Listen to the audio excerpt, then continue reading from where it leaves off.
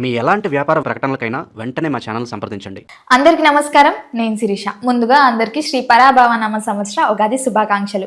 ప్రస్తుతం మనతో పాటు ఉన్నారు ప్రముఖ ఆధ్యాత్మికవేత్త, జ్యోతిష్య పండితులు, శ్రీచక్ర ఉపాసకులు మణికంఠ శర్మ గారు. గురుగారితో మాట్లాడదాం. నమస్కారం గురుగారు. పరమేశ్వరార్పణమస్తు.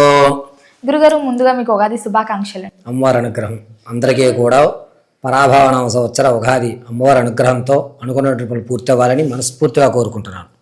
గురుగారు, ముందుగా మన ఉగాది అనగానే మన తెలుగింటి వారికి అందరికి గుర్తుకొచ్చేది జాతకాలు. ఈ సంవత్సరం అంతా మాకు ఎలా ఉండబోతుంది, ఎలా జరుగుతుంది అని ముఖ్యంగా అందరు చూసుకుని ఉంటారు. సో ముఖ్యంగా చూసుకుంటే మరి ద్వాదశ రాశిలో అయిన మేష రాశి వారికి ఈ నవగ్రహాల ప్రభావం ఎలా ఉంటుందంటారు? ఆర్థికంగా, ఆరోగ్యపరంగా ఈ ఇయర్ అంతా ఎలా ఉంటే బాగుంటుందంటారు?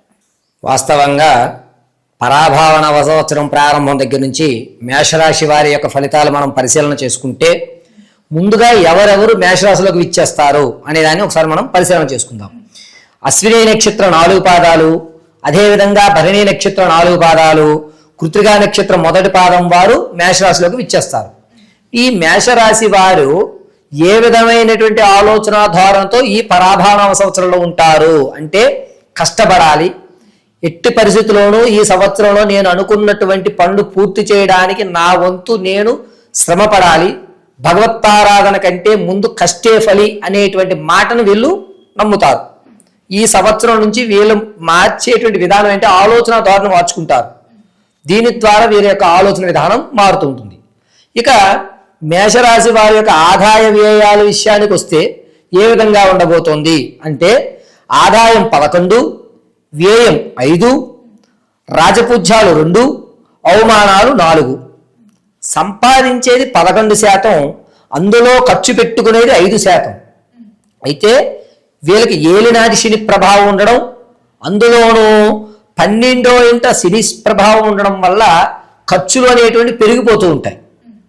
ఆదాయం 11 ఉంది కదా, నేకేదో సెకండ్ ఇన్కమ్ జనరేట్ అయిపోతుంది, ఆకస్మిక ధనం వస్తుంది అనడానికి లేదు. ఉన్న ధనాన్ని ఎక్కువ ఖర్చు పెట్టి అనవసరమైనటువంటి కార్యక్రమాలకి వీళ్ళు ఉపయోగించుకుంటూనే ఉంటారు. అది వీరి ప్రమేయం లేకపోయినా వేరే అతని కష్టం అంటే ముందు ఉండి అతని కష్టాన్ని మన కష్టంగా భావించి ధనాన్ని ఇచ్చేస్తూ ఉంటాడు. కాబట్టి ధనం ఎక్కువ ఖర్చు అయ్యేటువంటి అవకాశాలు ఏర్పడుతున్నాయి. ఇక అవమానాలు వచ్చేసరికి ఏమిటంటే, మనది కాని సమస్యలోకి వెళ్ళడం వల్ల మనం పరాభవం చెంది మన గౌరవాన్ని మనమే తగ్గించుకుంటాం. ఒక వ్యక్తికి ఎన్నిసార్లు చెప్పినా మారకపోయినా మళ్ళా చెప్తూ, అన్నిసార్లు చెప్తున్నావు, నీకన్నా ఉండాలయ్యా, ఆయనకన్నా ఉండాలి, ఆయనకి ఎలాగ లేదు, నువ్వు ఎందుకు ఇన్నిసార్లు చెప్తావు అని మనం పరాభవం చెందేటువంటి అవకాశం మొదటి అంకం అంటే ఆగస్టు వరకు కూడా ఇదే పరిణామం మేషరాశి వారికి ప్రథమాంకంలో జరుగుతుంది. ద్వితీయాంకంలో వీరి యొక్క ఆలోచన ధోరణి మారి తను జీవితంలో నిలబడడానికి కావలసినటువంటి విధంగా తనను తను మార్చుకుంటుంటాడు. ముఖ్యంగా గురుగారు, మరి మేషరాశి వారి స్వభావం ఎలా ఉంటుందంటారు?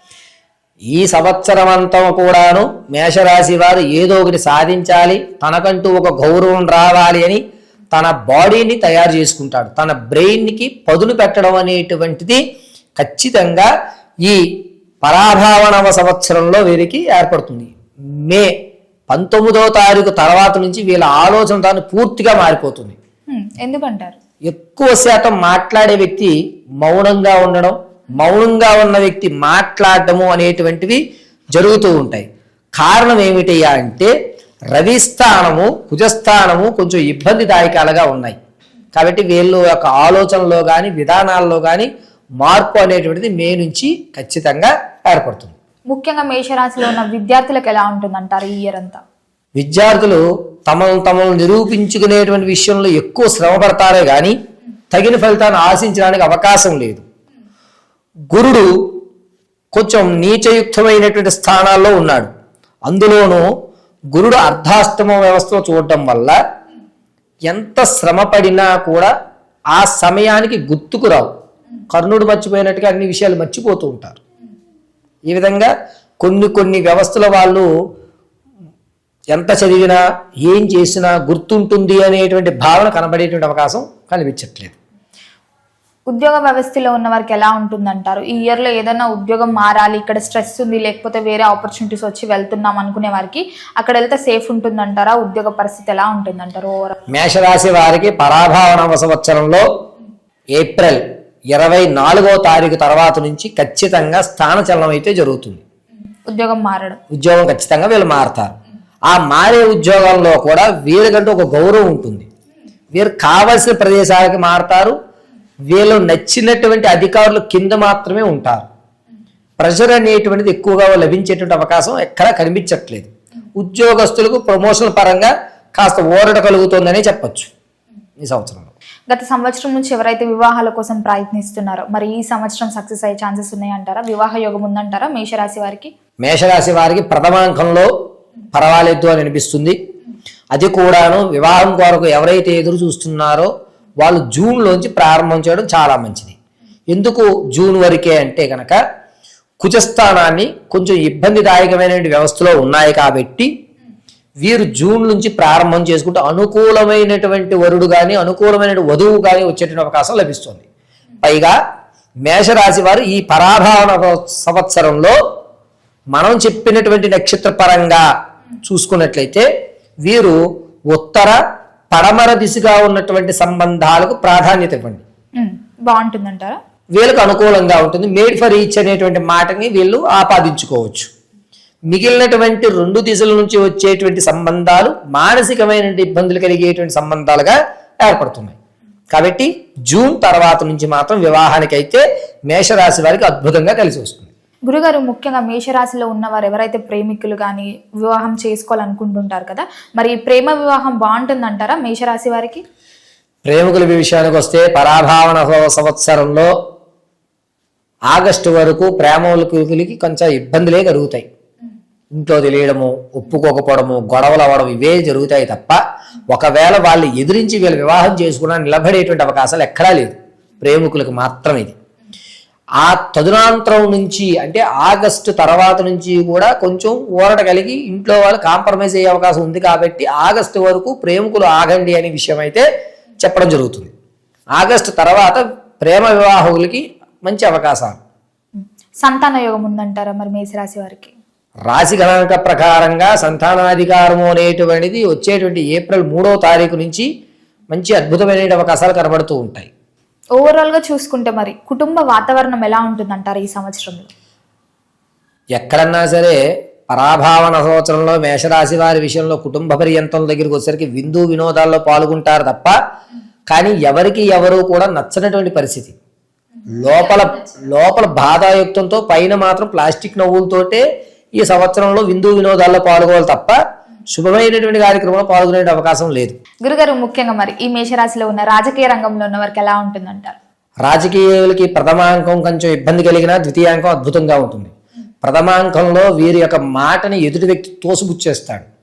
అంటే చెప్పేవారే పక్కనుండవయ్యా అన్నటువంటి మాట అంటుంటారు పై అధికారులు.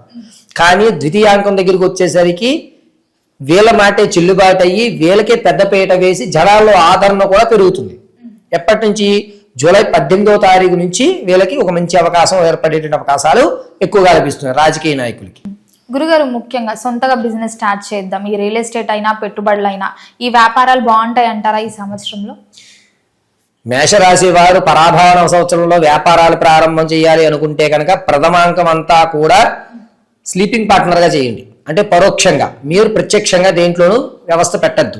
ప్రత్యక్షంగా ధనాన్ని ఎక్కడ మీరు ఏ బిజినెస్లోనూ పెట్టద్దు. అది రియల్ ఎస్టేట్ కానీ, స్టాక్ మార్కెట్ కానీ, భూ సంబంధితం కానీ, ఫ్లాట్లు కొనుగోలు కానీ ఏదన్నా సరే పెట్టకండి. ద్వితీయాంకంలో మాత్రం కలిసి వస్తుంది.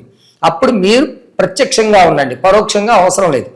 కానీ మొదటి 6 నెలలు కూడా అంటే పరాభావన సంవత్సరం ప్రారంభమైన 5వ రోజు నుంచి మొదటి 6 నెలలు మీరు వెనక ఉండి మాత్రమే నడిపించాలి తప్ప మీరు ఎదురుగా రావడానికి లేదు. వీళ్ళే నష్టపోతారు, ముందు వస్తే వీరు నష్టపోతారు, వీరితో పాటు ఉన్నవారు కూడా మునిగిపోయేటువంటి అవకాశం ఎక్కువ లభిస్తుంది. మరి ఓవరాల్ గా చూసుకుంటే దూర ప్రయాణాలు కూడా చేయొచ్చు అంటారా, లేకపోతే మన జాగ్రత్తలు తీసుకోవచ్చు అంటారా దూర ప్రయాణాలలో? వచ్చేటువంటి మార్చి నెలలో గ్రహణం తదనంతరం నుంచి మేషరాశి వారు ప్రయాణాల్లోనూ ఆరోగ్యం విషయంలోనూ కొంచెం జాగ్రత్త వహించాలి. అది పరాభావన సంవత్సరం ఆగస్టు 24వ తారీఖు వరకు కూడా, అంటే మార్చి మొదలు పెట్టుకుని ఆగస్టు 24వ తారీఖు వరకు కూడా ప్రమాదాల విషయంలో చాలా జాగ్రత్తగా ఉండాలి.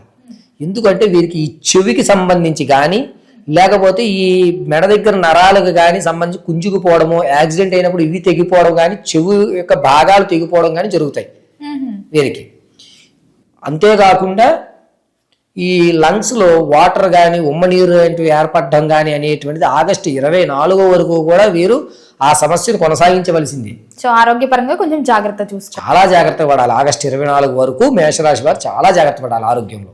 మరి రైతులకు ఎలా ఉంటుందంటారు ఈ ఏడాది అంతా? ప్రథమాంకంలో పంటకి తగ్గ దిగుబడి వస్తుంది, ఆనందదాయకంగా ఉంటాడు. ద్వితీయాంకంలో పెట్టుబడి మాత్రమే వస్తుంది, లాభదాయకం కనబడదు. కాబట్టి మొదటి అంకం బాగుందనే చెప్పాలి. మొదటి 6 నెలల్లో కూడా అద్భుతంగానే ఉంది. ఓ 2 రూపాయలు చూస్తాడు, నేను వేసిన పంటకి న్యాయం జరిగింది అనేటువంటి ఒక సంతోషంలో ఉంటాడు. రెండో అంకంలో అంత సంతోషదాయకం ఉండదు, వచ్చినట్టుగా సరిపోతుంది. గురుగారు మొత్తం మీద చూసుకుంటే మరి ప్రథమార్థం బాగుంటుందంటారా, ద్వితీయార్థం బాగుంటుందంటారా? ప్రథమార్థ ద్వితీయార్థాలకు శాఖలను బట్టి వ్యవస్థ ఉంటుంది. అంటే వారు వ్యవసాయము, వ్యాపారము, విద్యార్థులు వీళ్ళ బట్టి ఆధారపడి ఉంటుంది తప్ప అందరికీ ప్రథమాంకమే బాగుంటుంది అని చెప్పడానికి ఎక్కడా కూడా ఏ దాఖలాలు ఉండవు. వారి వారి రంగాలను అనుసరించి వారి యొక్క ప్రత్యేకమైనటువంటి వ్యక్తిగత జాతకాన్ని అనుసరించి ఉంటుంది. ఒకవేళ మనం వ్యక్తిగత జాతకాన్ని తెలుసుకోవాలి అనుకుంటే కనుక మనం సంప్రదిస్తే వారి యొక్క పూర్తి హారోస్కోప్ అంతా మనం పరిశీలన చేసి దానికి తగ్గ పరిష్కారము ఏమి చేయాలి, ఎప్పుడు నిలబడతారు, తాత ముత్తాతల నుంచి లభించే ఆస్తి ఏమైనా లభిస్తుందా, అసలు స్థిరాస్తి వీళ్ళ పేరు ఉండొచ్చా, అమ్మేయాలా, ఒకవేళ కొనేది ఉంటే ఏ దిశగా వేరు స్థలాలు కొనుగోలు చేయాలి. అందరికీ అన్ని దిశలోనూ స్థలాలు కొనడం పనికిరాదు, కొన్ని దిశల్లోనే స్థలాలు కొనాలి. ఆ దిశలో కొన్న స్థలం మనకు ఉపయోగపడేది అయి ఉండాలి. సంతానం కలుగుతాం గొప్ప కాదు, సంతానం కలిగిన తర్వాత ఆ కలిగినటువంటి పుత్రుడు కానీ పుత్రిక వల్ల కానీ మనకి ఒక మెట్టెక్కేటువంటి స్థానం ఉండాలి. ఆ స్థితులన్నీ కూడా వ్యక్తిగతంగా మాత్రమే మనం వివరణ ఇవ్వగలుగుతాం. మరి ఓవరాల్ గా చూసుకుంటే ఈ ఇయర్ లో మేషరాశి వారికి ఒక హెచ్చరిక అనేది దేని పట్ల జాగ్రత్త తీసుకోవచ్చు అంటారు? పాత బంధాలు కానీ లేదా అక్రమంగా ఇంతకు ముందు వదిలేసినటువంటి బంధాలు కానీ అవి కనుక వస్తాయి అంటే చాలా జాగ్రత్తగా ఉండాలి. వీరు పాత స్నేహితులు కానీ పాత బంధాల వల్ల కానీ ఏమవుతుంది అంటే లేనిపోని తలకాయ నొప్పి మేషరాశి వారు ఖచ్చితంగా తెచ్చుకుంటుంటారు. కాబట్టి ఏదన్నా పాత బంధాలు ఉంటే దాన్ని అక్కడితో వదిలేసినట్టే ఉండడం చాలా మంచిది. పైగా ఏదైనా పుణ్యనదుల్లో స్నానాలు చేస్తున్నప్పుడు కానీ ప్రయాణం చేసినప్పుడు కానీ కొంచెం జాగ్రత్తగా ఉండడం మంచిది. ఎందుకంటే చర్మ వ్యాధులు అనేటువంటి ప్రబలేటువంటి అవకాశం ఎక్కువ లభిస్తుంది. కాబట్టి ఆ 2 విషయాలు కొంచెం జాగ్రత్తగా ఉండడం మేషరాశి వారికి హెచ్చరిక. మొత్తం మీద ఈ ఇయర్ అంతా మేషరాశి వారికి ఇంకా బాగుండాలంటే ఏ దైవాన్ని పూజించవచ్చు అంటారు, ఎలాంటి పరిహారాలు చేసుకోవచ్చు అంటారు? జగతం పితరం వందే పార్వతీ పరమేశ్వరం. 90% వరకు కూడా మేషరాశి వారు ఎల్లవేళలా శివపంచాక్షరి మంత్రాన్ని జపించుకోవడం మంచిది. మెడలో రుద్రాక్షమాల, అందులోనూ మేషరాశి వారు 7 ముఖాలు కానీ లేదా ఏకముఖి రుద్రాక్ష కానీ ధరించడం మంచిది. ఈ పరాభావనామ సంవత్సరం అయ్యేంత వరకు కూడాను మాస శివరాత్రి రోజు, ప్రతి నెలలో వచ్చేటువంటి మాస శివరాత్రి రోజు సాయం సంధ్య వేళ భస్మంతో నీళ్ళలో భస్మం కలుపుకుని ఆ భస్మ నీళ్ళతో స్వామివారికి అభిషేకం చేయించుకోవడం చాలా మంచిది. నిత్యము కూడా ఇంట్లో దీపారాధన అనేటువంటి విషయానికి వస్తే పసుపు ఒత్తు వేసి ఆవధంతో శివుని యొక్క ప్రతి ముందు కానీ లేదా ఫోటో ముందు కానీ ఇంట్లో దీపారాధన చేయడం మేషరాశి వారికి కాస్త కలిసి వస్తుంది. శని ప్రభావం కూడా తగ్గి ఆలోచన విధానం మారుతుంది, ఆర్థికంగా అనవసరమైన ఖర్చులు తగ్గుతాయి. శివారాధన ఎంతగా చేసుకుంటారో మేషరాశి వారికి అంత అద్భుతమైన ఫలితాలు ఈ సంవత్సరంలో కలుగుతాయి. గురుగారు మొత్తం మీద ఈ సంవత్సరంలో మేషరాశి వారికి ఎలా ఉండబోతుంది, ఎలాంటి జాగ్రత్తలు తీసుకోవాలి, ఎలాంటి పరిహారాలు చేయాలి, ఏ దైవాన్ని పూజించాలో తెలియజేసినందుకు ధన్యవాదాలు. పరమేశ్వరార్పణమస్తు.